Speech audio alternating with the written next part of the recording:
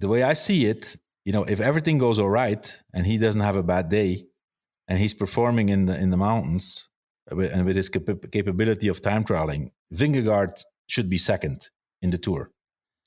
So, if they're riding to drop those other guys who are also podium contenders based on, a tricky downhill, I think that, it tells me something about his confidence.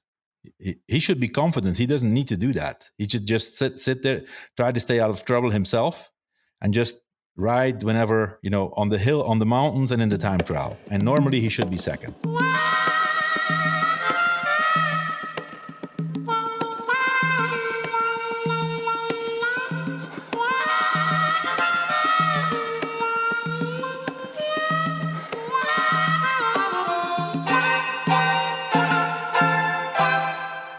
Welcome back to JB Squared.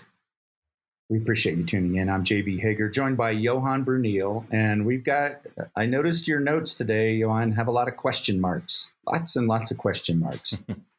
I think that's great. We'll talk about today's stage.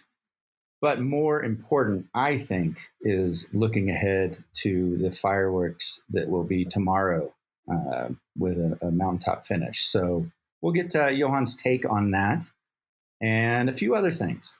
The hype is picking up on Johan doing a show in French, and we have a couple name recommendations for the show. I love that people are getting involved. We'll do all that in today's show, but first, here's Lance to tell you about a couple of our sponsors. Today's episode of JB Squared, which, by the way, is my favorite cycling podcast, true story, brought to you by Aura. Aura is the company behind the smart ring that delivers personalized sleep and overall health insights that help you get into each day feeling rested and ready. They're committed to empowering people to take control of their personal health and daily routines by providing all of this crazy knowledge, whether it's sleep cycles, recovery, activity, it's all right there. Head on over to Aura Ring, O-U-R-A Ring, auraring.com to find out more. Today's episode of JB Squared also brought to you by Outside Plus, an all-new membership that bundles Outside with more than 30 of the most respected and loved voices in the outdoor space into one easy membership. I'm talking about brands like Outside Velo News, Peloton Magazine, Backpacker Triathlete, Yoga Journal, Climbing, Ski, and many, many more. Head on over to outsideonline.com/The Move. That's outsideonline.com/The Move. Okay, Johan, we'll build up to tomorrow and a couple other cool stories, these alternative Tour de France's. I think there's a couple great stories out there. Let's start with some of your question marks. There was a early breakaway and then we saw EF, Education First, starting to pull, and you put a question mark by that one. So I'm sure your head was spinning going, what are they doing? What are they doing? What is your take on that? Yeah, JB, there's certain things that, sometimes I don't understand anymore. I don't know the reason why they were pulling. The breakaway was gone for sure. They knew that was over. There was no more, nothing more to gain. From what I could see, there was almost, no possibility to hurt the leader or even some of the co-candidates for the podium. Obviously, they have Rigoberto Urán sitting in second, so that team started to pull. There's a few possibilities. You could say, okay, they want to go to the front and they want to make sure that they're in the front for the downhill. Okay, well, that I don't think that was the case. The only thing that I can think of was that they had a plan. For the moment, they're sitting second in Team GC, so the team's classification. Maybe they are confident that tomorrow and the day after, which are the two remaining stages, which are very hard, that they could get some time back on Bahrain and have a go at the team classification. So in order to have that chance still tomorrow and the day after, they would have, they would need to bring that breakaway back a little bit, because they had nobody in the breakaway, and Team Bahrain had 2 riders in the breakaway. And so every day the team classification is a combination of the first 3 riders of every team. That's my only explanation. I can't think of anything else. So, it's okay. Winning the team's classification is nice. But at the same time, if that's really the reason, which I repeat, I don't know, but that would mean to me that they're not racing to win the Tour. They're racing to try to get run on the podium and try to win the team classification, which is, of course, it would be a great accomplishment. I think if before the Tour de France, anybody would have said to the leaders of Education First, you're going to be second or third, and you have one guy on the podium and winning the team classification, they would have said, okay, where do I sign? Right. That's a good tour. Yeah, that's a really good tour. But yeah, so I was surprised to see that. It's possible that it's nervous in the peloton. They get information obviously from the car. The team car has somebody out front. Then they see on TV that the breakaway is going down. The roads are wet. It could be that they wanted to be in front, but to me it looked like it was kind of an attempt to bring that difference, the time difference, back a little bit. And yeah, it was strange. I certain things I don't understand, but I'm already out of for a while now, so maybe things have changed. So you never know. All right, and so when I was watching today, Johan, and I saw Matthews and Colbrelli up front, I'm like, these are winners. I thought that was going to be who we would see winning today, and that didn't happen. But Colbrelli continues to amaze me as somebody who can sprint so well and just being so aggressive climbing too. And so does Michael Matthews, actually. I think he also, Colbrelli, I agree, he was impressive, especially, the way he followed David Gaudu, which was for sure the best climber of that breakaway. Everybody was waiting for his attack, and he followed him, and, Gaudu tried to drop him and he didn't move. So that was, Colbrelli is in the form of his life. He has a few good months already. He won. I think he won a stage in Romandy. He won a stage in the Dauphiné. Then won the Italian Championships, which is a very difficult race to win on a very hard course. Not a course which was for him. And now in the Tour de France, he's impressive. He's impressive. He does certain things that he was third in a mountain stage, top finish in Tignes as a sprinter, let's say. Now he's second. That guy's on some serious form, but for some reason he just he just always misses one little thing to win that stage. Of course, time is running out now, and tomorrow and the day after is 2 mountain stages, which is basically impossible for him to win on Col de Portet and on Les Ardiden. So yeah, he has Friday left, and then Champs-Élysées left. I don't think he will win the time trial. But yeah, I think it's very, very likely that a guy like Sonny Colbrelli, who is unbelievably strong in this tour, goes away with no stage win, and it's not for lack of trying.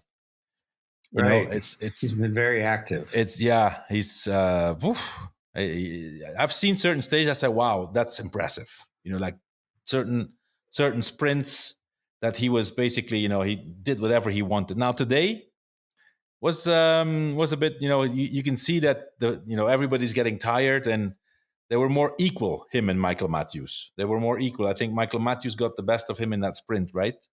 In the intermediate sprint. But anyway, these 2 guys being in that breakaway is obviously, some kind of concern for Cavendish.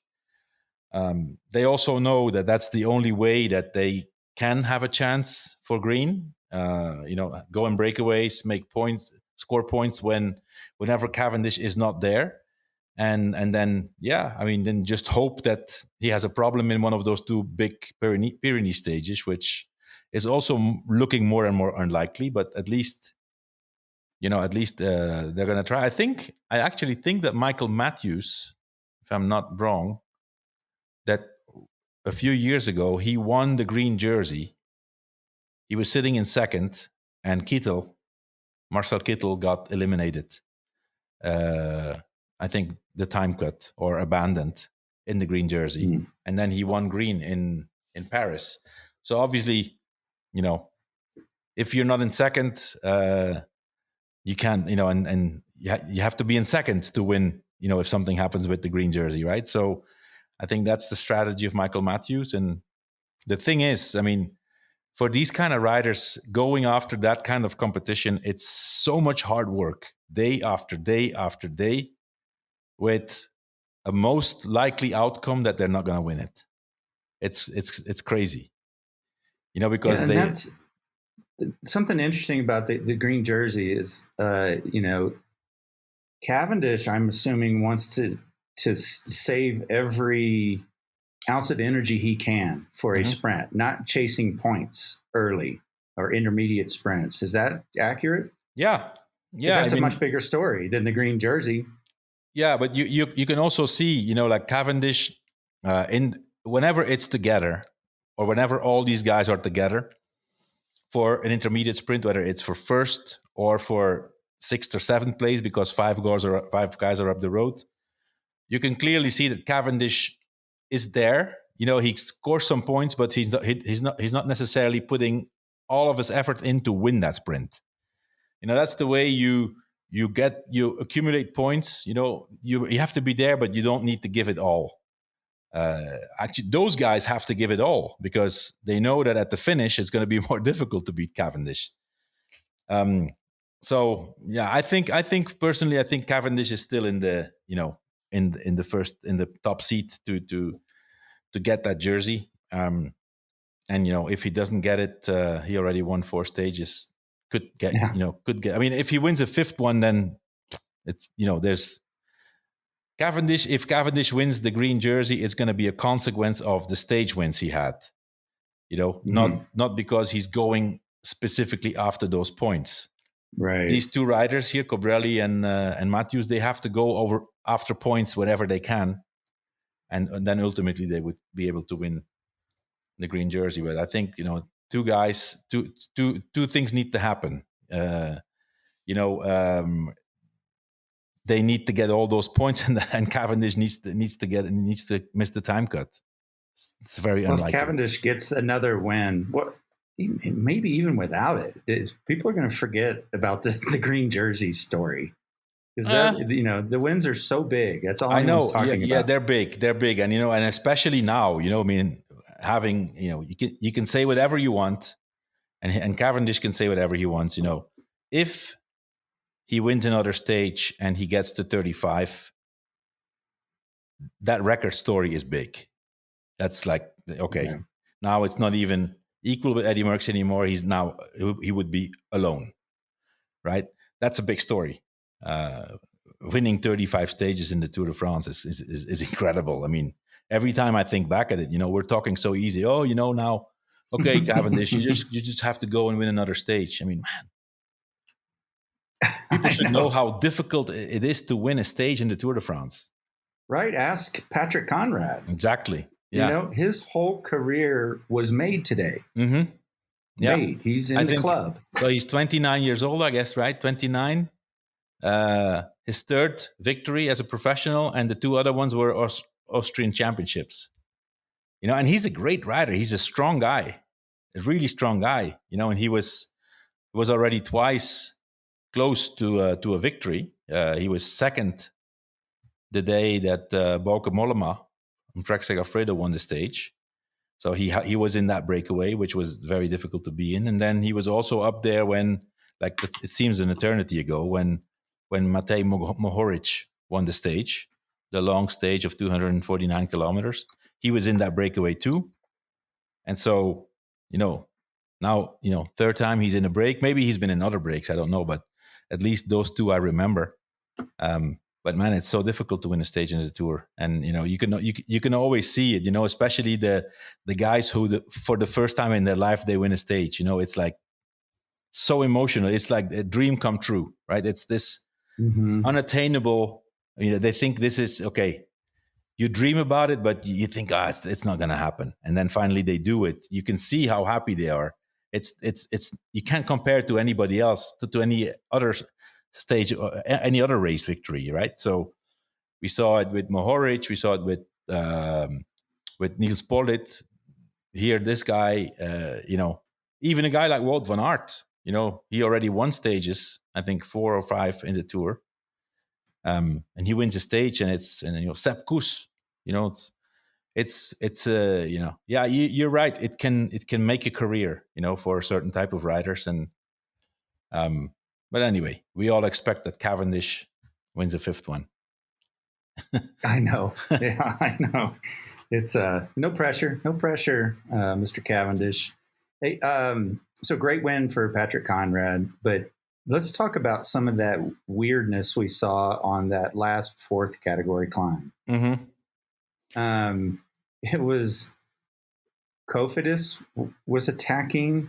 Yeah. And then Jumbo Visma was working, and then Van Aert doing all that. What was going on? Yeah, well, I mean, to see, that climb was only 800 meters long. It was steep, but 800 meters, and obviously, in the peloton, in the GC group, nothing was going to happen there unless one of those potential top 10 riders, because Cofidis was Simon Geschke and Guillaume Martin started to accelerate, and you say, where are they going? So again, you can say they wanted to be in front for the downhill, but that was more than trying to be in front. That was an acceleration and attack. I don't know, maybe he saw a guy who was 6th or 7th or 8th who was far behind, and they just went, and with the hope that there would be a gap. I mean, these things at this point in the race, obviously, you have to have in mind that if you look at finally the first, like all the riders who were in the front group, it was all the GC guys, and almost nobody else was there, because at this point it's like, okay, stage win is gone. The GC guys just go fast, and everybody else just sits up. They just want to get to the finish. They don't care if they're with the main group or not. So obviously, as a GC guy, you have to pay attention that you're not behind one of those guys who just sits up, and you can't close that gap. So that's my only possible explanation. Especially when Cofidis not so much, but especially Jumbo Visma and Van Aert. You could see that Van Aert was there. He kind of got upset or something because they accelerated. He passed them, and then once he saw that Vingegaard was on his wheel, he just did the whole downhill and basically drove it to the finish. I mean, it's another proof that how strong he is. I mean, Van Aert is incredibly strong in the end. But why does he need to do that? Why does he need to? His explanation after the race was, same thing. Maybe one of the GC guys was, whoever it was, like Enric Mas or Kelderman or who else is up there? Carapaz or Uran. Maybe they were, not paying attention, and a gap could, even in the downhill, the downhill was wet. So he said, once I was there, I just said, okay, I'm going to give it a go. If you don't try, you don't get anything. I don't know. I mean, it was impressive. He's really, really strong.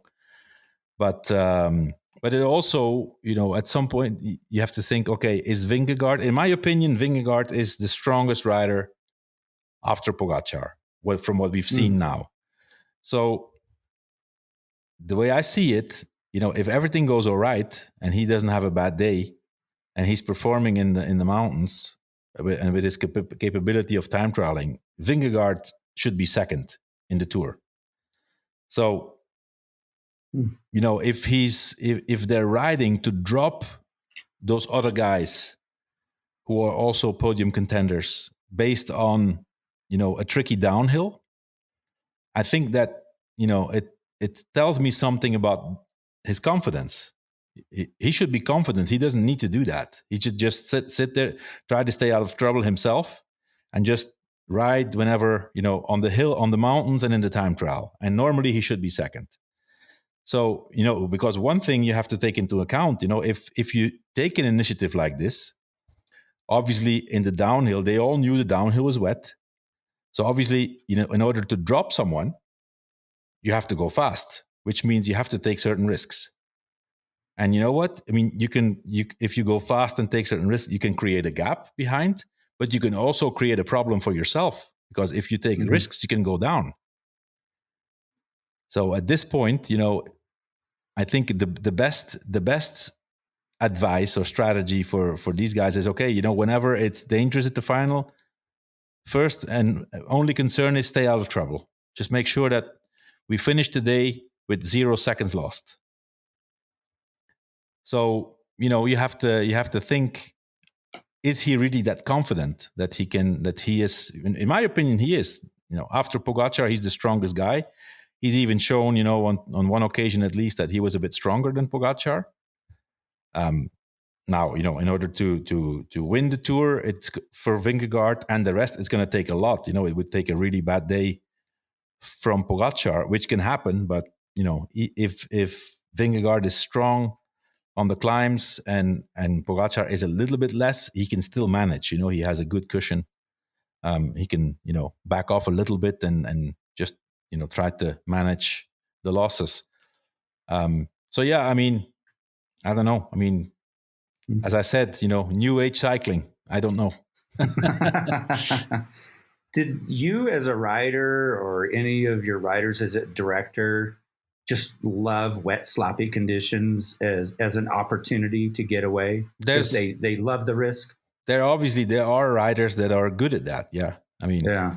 I wasn't particularly good at that. I wasn't bad, but not really. I mean, I prefer dry roads. I mean, most of the riders prefer dry downhills. But, I've known guys. When one rider that comes to mind immediately is Chechu Rubiera. He was amazing in the downhill in the wet. He lives in the north of Spain in Asturias. Very famous to have the most rainy days in Spain over the whole year. And whenever it was a mountain stage and it was not very hot and rainy, he was dangerous. He was he was getting away on the downhills. Interesting. Again, stick around. We've got some great questions for today, and we're going to take a look at tomorrow's. It's a big stage tomorrow. Let's just say that. But real quick, let's check in with Lance to tell you about one of our sponsors. Today's show also brought to you by Roka. Founded by amazing athletes for amazing athletes. Everything these guys and gals make is amazing. Performance shades, their new Matador, check. Prescription glasses, amazing, check. Titanium aviators, check. Everything about it is incredible. Unbelievably lightweight, best optics on the market. They never slip, they never fall. And look around the Peloton. Tons of pros rocking the Rokas. Head on over to Roka, ROKA.com. That's Roka.com and enter the move for 20% off at checkout.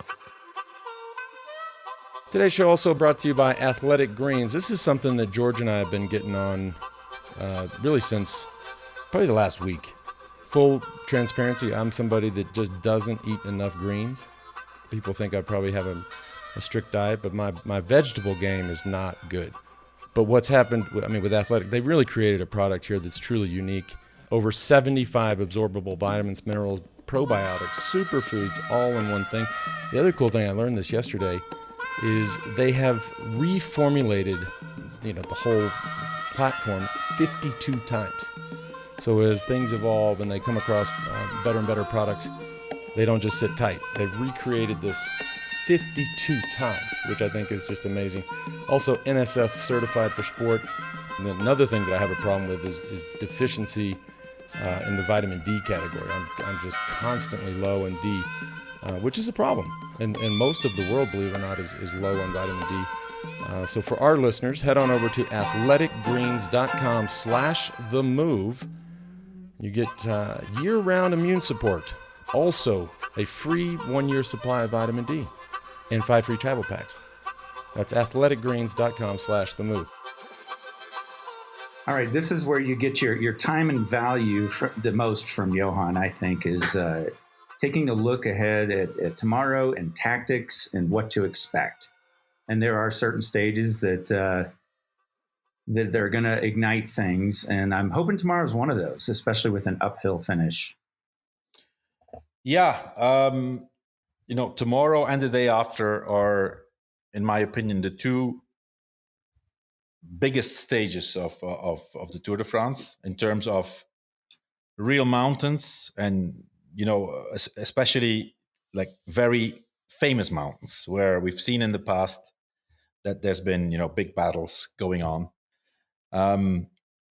Tomorrow alone you have the Peyre-Sourde and then Val Louron, and then finally the Col de Portet, which it's a mixed. Col de Portet is a mix of what we know from historically of that climb, and then 3-4 years ago they changed it a little bit. They built a new road and made it even harder. But so tomorrow it's a double day. I think there's a potential stage win for a breakaway. Just for the fact that we don't start the mountains until kilometer 113 in the stage.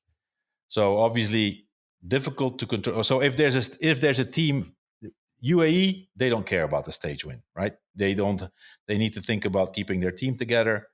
The breakaway can go far away. They don't care.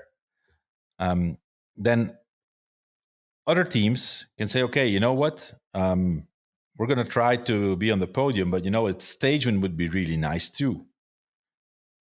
One name immediately comes to my mind: Ineos. They haven't won anything. They haven't won anything yet. They're here at the Tour to try to get on the podium. So Carapaz, for example, because Ineos could say, well, we should try to win a stage. We really have to win a stage. It doesn't look like any of the other guys right now is fresh enough to win a stage. At least not the next two stages. So Carapaz is their best, maybe their only hope to win a stage. And so it could be that Ineos says, okay, you know what? We don't care about if there's a breakaway. We're just going to ride and try to have Carapaz attack in the final. And you know what? If he can get some time back on Pogacar, that's great. But at least, he also has a shot at winning the stage. No guarantees, but you know what? If that's the only thing we have left to do here, because nobody else of us is going to win a stage. So that's a possibility. I think it's a lot of work. Let's say because the first 13 kilometers are relatively easy. Although at this point there are no more easy kilometers in the Tour de France, and even if it looks close to flat on the profile, it's still over there. It's always up and down. But there's a possibility that a decent group gets away and gets 7, 8, 9 minutes before the start of the first climb. Now, it's still not a guarantee because the last 60 kilometers of this stage are super, super hard. You have these 3 climbs. You go up, down, up, down. There's no flat in between. So basically, it's a lot of climbing. So they could lose a lot of time, especially if they've put already a big effort in it to stay away. I personally think there's a possibility that this stage is won by somebody from the breakaway. And then, of course, there's going to be tomorrow. We are definitely going to see a big battle between the GC guys, whether it's for the stage win or not. It's going to be full on. Are any of the GC guys going to be brave enough to go before the last climb? I don't see it happening. Yeah, okay. I don't see it happening. So the showdown will be on the big last climb. Especially because at this point, everybody wants to hang on to what they've worked for all these days, and then eventually try to improve it on the last climb if somebody from their direct rivals has a problem. If somebody would go on a breakaway, for example, on the Peyre-Sourde or even on Val d'Huron, the second climb, one of those GC guys, the last climb is so hard and so long that it's a big risk. It's a big risk. This climb, starting from Saint-Lary, goes up to direction Pla d'Adet, which was usually where the Tour used to finish. That's also, for example, where George Hincapie won a stage in 2005. Now the final of that climb is completely different. Before, you get to a left-hand turn, and then to Pla d'Adet was about 3.5-4 kilometers. Not that hard anymore. And now they just take a right and they go up to a completely new road, which was before was like for cattle or something, like a very narrow road. It's new. It's a completely new asphalt. It's exactly the same climb as Tour de France 2018. Nairo Quintana won that stage from a breakaway. But it's the last climb is very hard. It's actually a lot harder than what Pla d'Adet used to be. So everybody knows this climb, and they're gonna have that in mind, that they have to save themselves. I don't see anything happening before the last climb between the GC guys. Not even before the last 9 kilometers. We got to remind ourselves that how close it is between second and fourth. Yeah, and to add more drama to it, Vingegaard only has 1 second on Carapaz. Mm-hmm. But he should do better in the time trial anyway, right? He should. But, at this point in the race, you can see that everybody's, empty. They have no more energy. That's why I keep saying, I can't see how they can attack Pogačar, because, okay, Pogačar may have a problem at some point, but, what do these other guys have left? The only guy that I have seen with great legs, and in my opinion is the second best rider in this Tour, is Vingegaard. Vingegaard did a great performance on the Ventoux. Except of the fast time, you also could see, he looked good. There was power. There was power in his pedal stroke. The attack he did on the way to Andorra was the same. It was an attack that he could continue.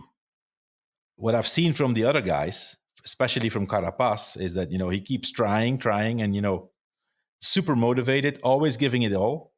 But his team sets him up. So obviously when the last rider of Ineos pulls off, that means that everybody's already close to their limit. Right? So there's nobody anymore. They're not making jokes anymore, these guys amongst each other. Mm-hmm. They are already, at a very high level. And then Carapaz has one acceleration, sometimes can take 10, 15 meters of advantage, but then that's it. In order to really do an attack and take advantage of it, you have to be able to continue that effort. Not just do the attack and then stay there with, 10, 15 seconds ahead. You need to be able to continue. The only guy I've seen do that was Vingegaard.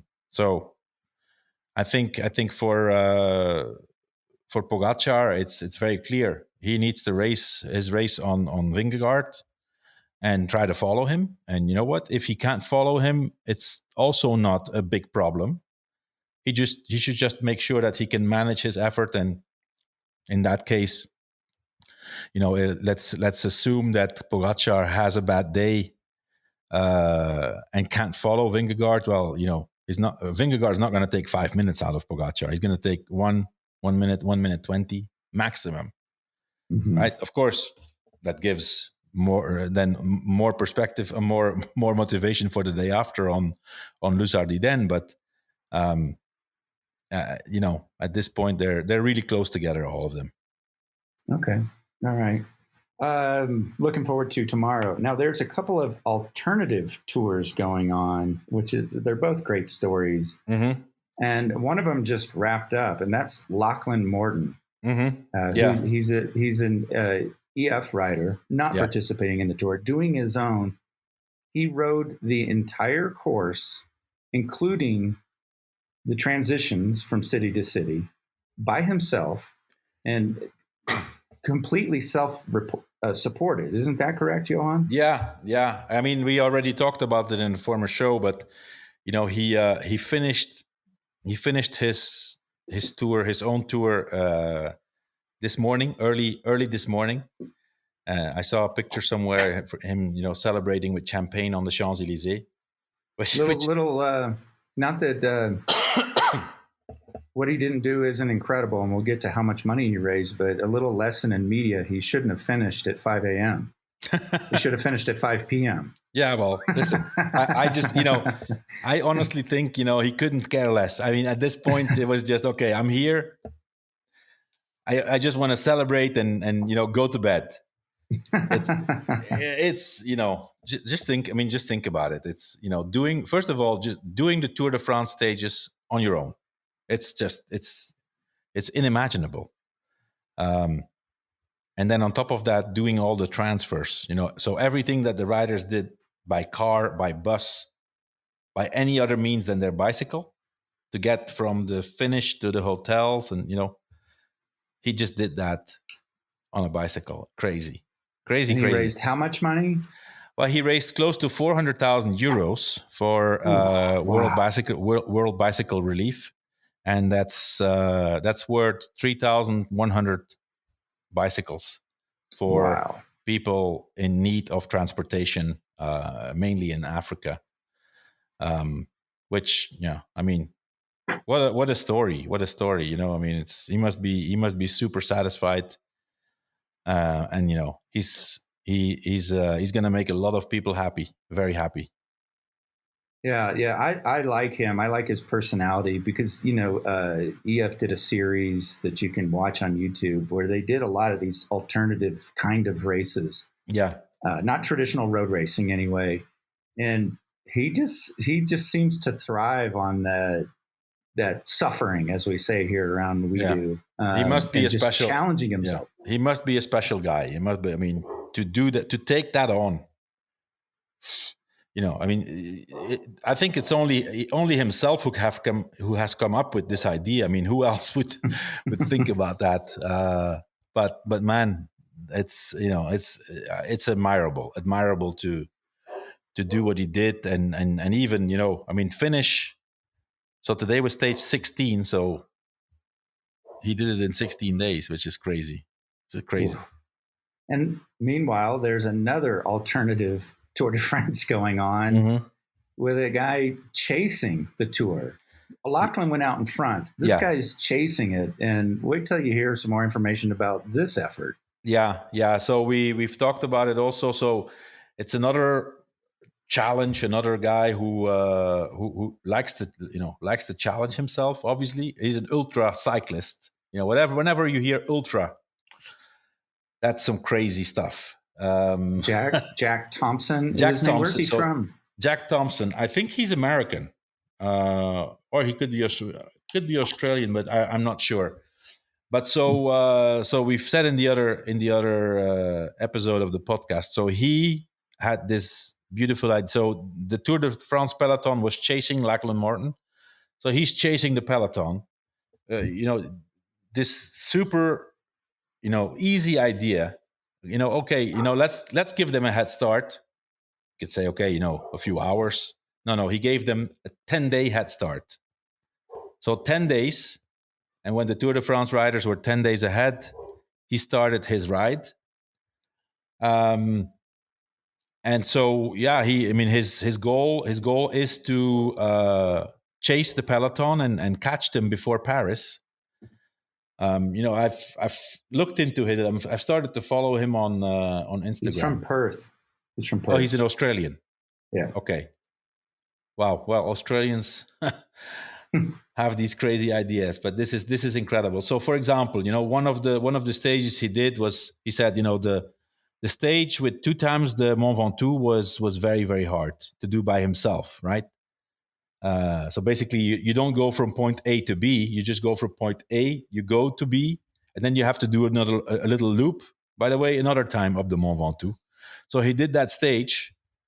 Said it was very, very hard. Then, I probably had a little nap, a little bit of food. And then, to finish off the day in the afternoon, he just did stage 12 of 160 kilometers on top of it.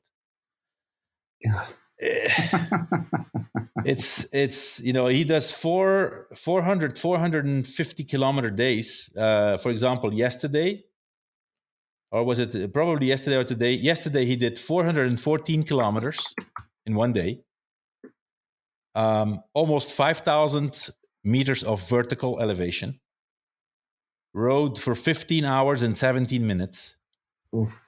And spent close to 10,000 calories. And for the moment, he's only 123 kilometers behind the Tour peloton. So he's expecting to catch them tomorrow. I don't get it. It's called The Amazing Chase. It is an amazing chase. It's crazy. I wonder if he's making a short film about it. Of course, I'm pretty sure. Yeah, I'm pretty sure we're gonna be able to watch that. That's gonna be amazing. Yeah. And I don't think Lachlan did anything like that because it was just him. Yeah. But interesting characters. Yeah. Well, these are obviously two. We already know two Tour de France winners before the Tour hits Paris. These two guys, they definitely deserve a yellow jersey. Yeah. Wow. All right, let's move on to some questions here. Okay. And people are getting very excited about the possibility of rolling out a show in French. Oh, wow. Lots of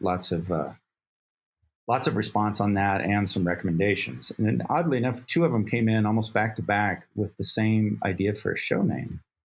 It says, "Hi, JBs, longtime listener, first-time writer. I would absolutely love a French version of the podcast. I'm a lover of language learning, and my French is definitely in need of practice. I think there can only be one name for the French version.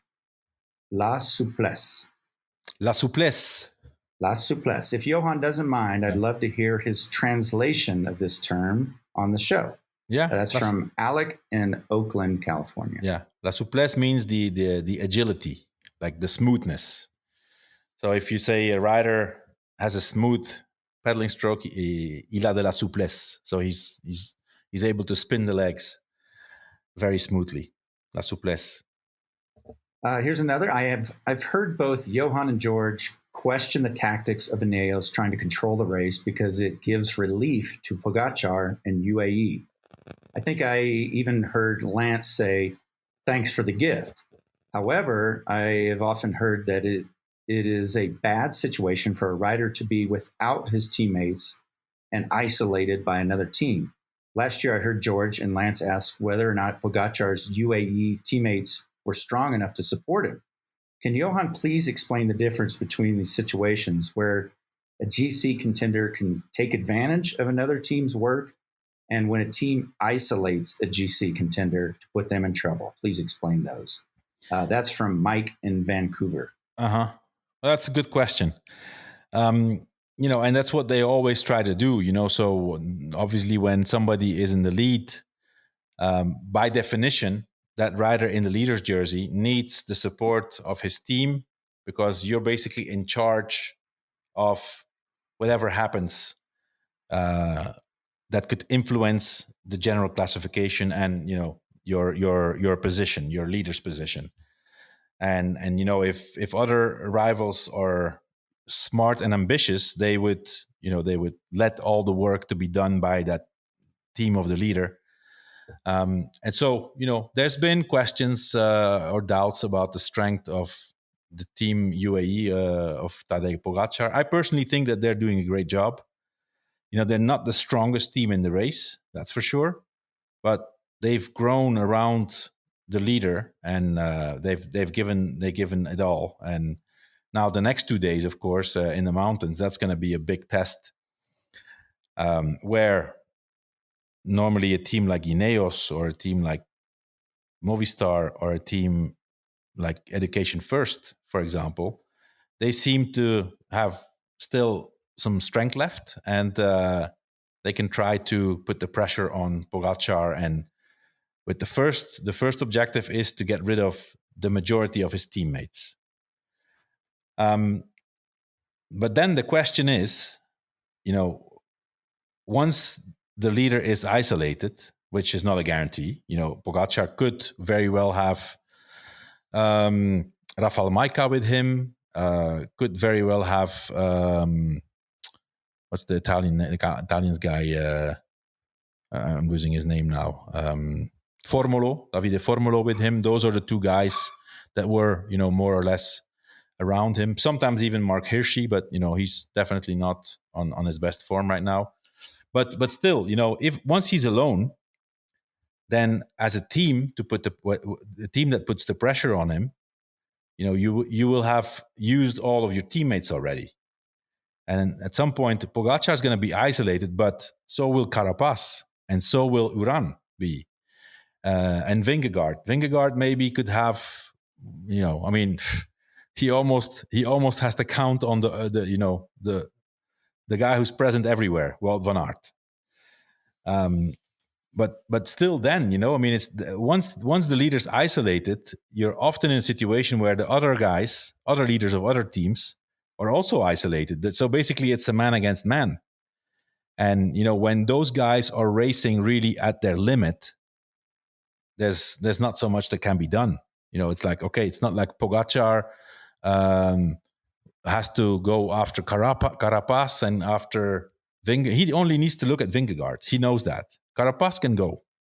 He's not going to go very far. Uran can go.